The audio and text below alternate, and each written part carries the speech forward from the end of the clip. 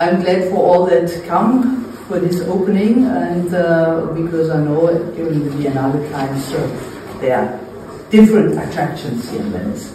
I choose the title Ways of Hope this year because not only because Papa Francesco, he chose Pilgrims of Hope, Pilger der Hoffnung, for the Holy Year, but also because I think it's something very important for, especially for this time.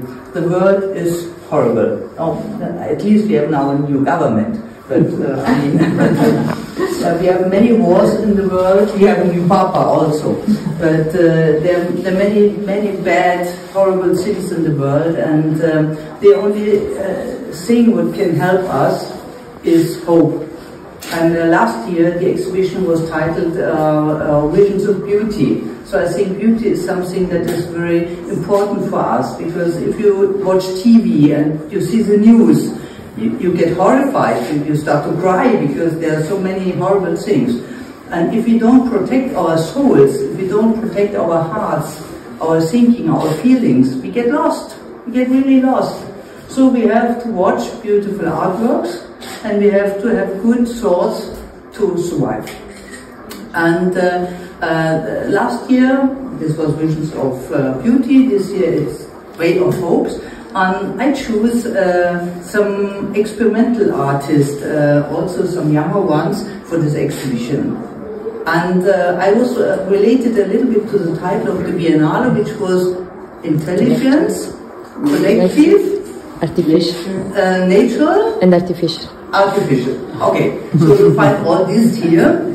We adopted a little bit that title.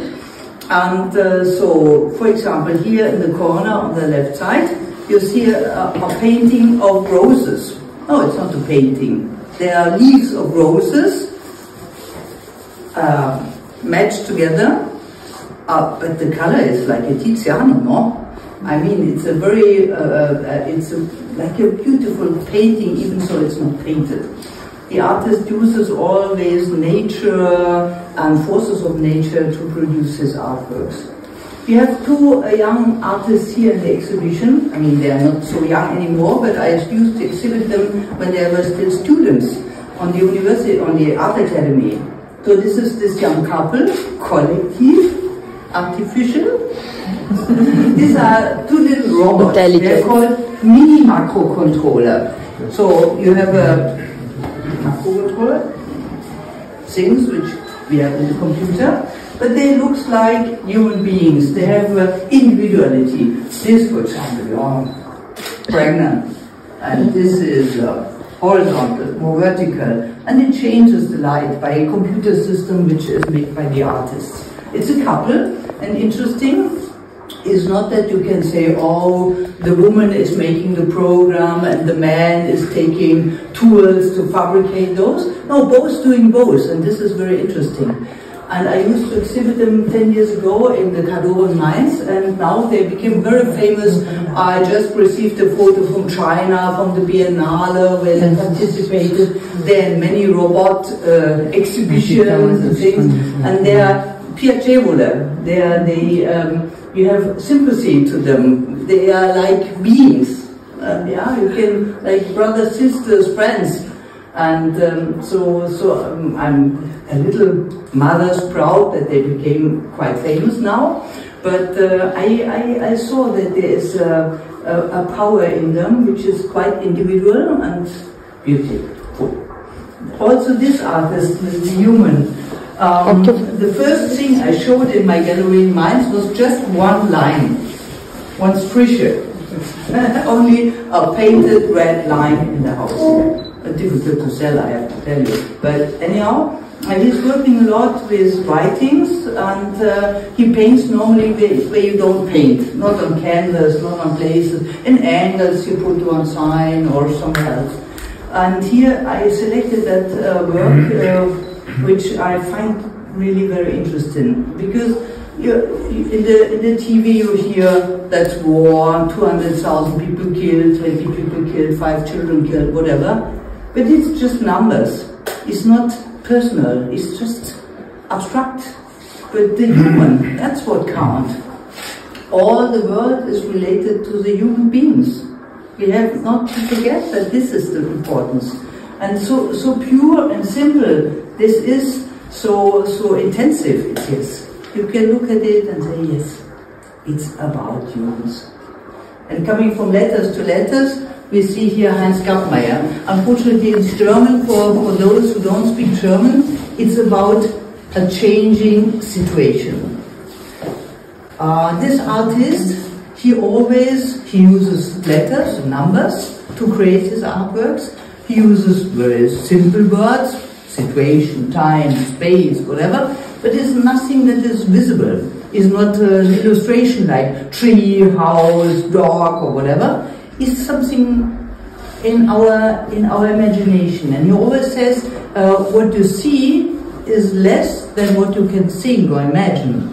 What you imagine is much bigger. It can be much bigger. It depends on the person. I mean, if you have no fantasy, imagination is no bigger. But a changing situation is not only the old Heraclit thought that always there's a change in your life. It's never constant, never remains like it is. But it's now especially we can have hope that the situation is becoming better in the politics, in the world, with the wars, with the governments, whatever. But this is something that looks like being completely made for this time. But you can look at it in 2 weeks, in 2 months, in 2 years, in 20 years, and it will always look as being made for this time, because it's always actual. And here, the nothing and something. I mean, to paint nothing is quite difficult, let's say. How to paint nothing? And something, yeah, if it's not a particular something, it's always difficult to paint. But it's interesting that the contrast is not nothing all, but nothing something. So it's about existence. This is a non-existence, and this is existence of whatever, of something. And you can place into these works of Heinz Kappmeier, you can place whatever you think. And it's a democratic work, because whatever you think is right. You cannot fail. You cannot say it's a wrong interpretation, because it's free, it's open. Whatever you have experienced in your life, whatever you feel now in the moment, whatever you will feel in a month, everything is correct, because you cannot fail. That's why I love this artist so much. So here, the square is the one which is missing here. We have the triangle, we have the circle, and we have the square of the artist from Dubai, Mohammed Qasim, that has presented the pavilion of the United Arab Emirates in 2013 and become very famous. I showed him when he was very young. He did the first exhibition outside of the Emirates in my gallery in Mainz. And we are still very, very good friends, and he became very famous. He participated in the expo with in the sustainable pavilion of Dubai, and he's on many biennale and everywhere, but he's still a wonderful person. And so here the back side is painted in blue and green, or white, left white, and here the surface becomes a relief. It's scratched with a scissor, and so it collects light. And we have in the back, behind that wall, the square, the white square in a white plate. But as we cannot have the place here to show it, I took the Kappmeier and I said, here you have all the tools to produce your square. Yeah? You just have to respect the 90-degree angle. And then you take the tools and you make a square, and so they're both are represented. So here we have with the homage to Venice. This is the floor from St. Marcus Basilica, and it's he is the master of water and fire in the video, and it's so poetic. Fabrizio Plessi's work is so poetic, and it's a nice sculpture, just to take. I mean, so not so heavy, Yes. And you can stand it free, you don't need a wall. Even so, if you say all your walls are full of art, we have a solution. Another solution would be the nice table from Robert, by the way. You don't need walls. Yeah? And even so, you can use it. This is glass and plexiglass, and the Japanese paper. You see, even after 10 years, it's still white and beautiful and fresh. And especially if you have a small room, for example, and you need a table, you can use that, and it's it doesn't close the room. It makes it open, and it's very, very beautiful. And all these tables, they're existing in different sizes. They're all unique in the size. It's not two in the same size. They are all specific, and it's molto piacevole. It's very, very nice to live with it because it makes you happy. It's free. It's open, light. So, just advice. Here, another sculpture which you can place also in your garden. The walls are full. Just, I mean, practical reasons. So this is from Arne Klinzer. He used to make this huge installation with wood over streets, bridges, parks.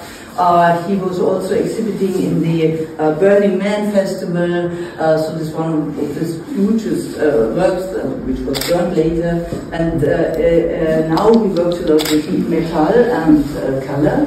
And I choose this for the exhibition because the blue is reminding to the water in Venice, the yellow to the sun. You know, dopo la tempesta è sempre il sole. After the storm is always the sun coming back. And I think it's beautifully, it's open here, this is open in the back side, and it's painted in very beautiful structure, and I really like that. Here we have some prints also from Heinz Gattmeier, from the Austrian artist. The left one means time. So if you say, I don't have time to stay, I can sell you time, and then you take the time with you, and you always have time. I mean, isn't that an advantage? The next one is called one word. So, of course, it obtains of two words. But, you know, one word in the wrong situation, it can be for your whole life. I mean, so this is echo. But if you just need a painting, you take build. Build is, I mean, it's very easy. Then you always can imagine your own painting, your own build. Every day you look different, and you have hundreds and thousands of builder in your home. And it's, by the way, it's not expensive. So there, and I tell you what you will see there. We have our Zero Group corner with Ucker and Turismeti, the Italian Zero Group artist with a green, very beautiful work, green, color of hope. We have from Ucker some beautiful embossments and a small Mario Reis roses work. And in addition, on the way to that, you pass by the beautiful Daniel Buren in red. This work was made in 2006 after he had the big exhibition in the Guggenheim Museum in New York. He saw the rose window in the top of the Guggenheim. Light came through, and he thought, oh, I have to do something with it.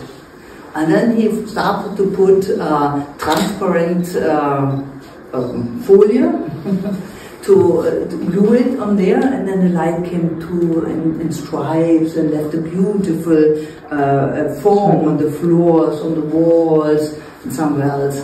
And then, just some months later, I had the exhibition in Mainz, and we produced 19 of these beautiful glass works. And I mean, I presented it here so that it's visible from the window. But if you have a window and you can hang this in front of the window, and sometimes there's light coming through, so for in the morning, maybe or in the afternoon, then it's 10 times more beautiful. It's really a miracle. And then on the left room, this is the room of Le Robert. Maybe Bless is coming, he's always coming during speeches.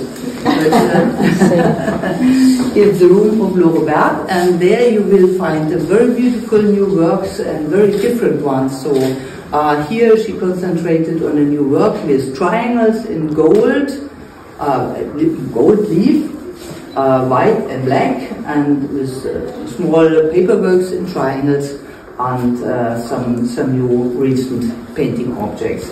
There you find also the prints, by the way. And beautiful books on her. For her, I have to announce, or I like to announce with pleasure, that next year she is going to make a big exhibition in the St. Fantin Church for the Biennale. It will be her 90th birthday, and she will make three big installations with light. And so she has this and big, let's say, a big paper installation with neon drops in it.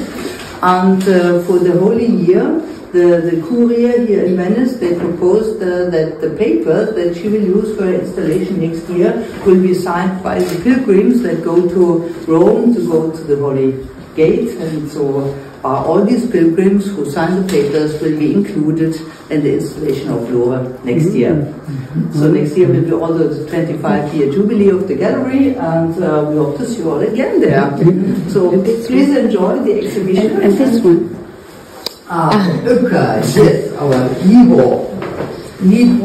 importante, pesante. This is a complete exhibition, what is in this slipcase of plexi. It obtains of 42 pages. All the pages were handmade paper, and they have 12 embossments of Koelen in it, and 12 chapters of old, 3,000-year-old language writings. So it starts with Mesopotamian writings, with Chinese writings, with Hebrew writings, with Arabic writings. So it comes over the centuries, younger and younger and younger, and finish with the 15th century, but it starts 3,000 years before, with hieroglyphs and so, and all are printed like Gutenberg did print with letters. They're coming out.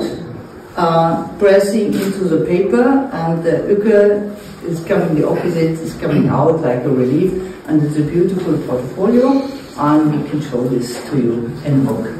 So in case you need this book, it's quite transportable, by the way, and you can fill a whole room, a whole exhibition, a whole long way. Okay, if you have questions, you can ask. If not, please enjoy the exhibition.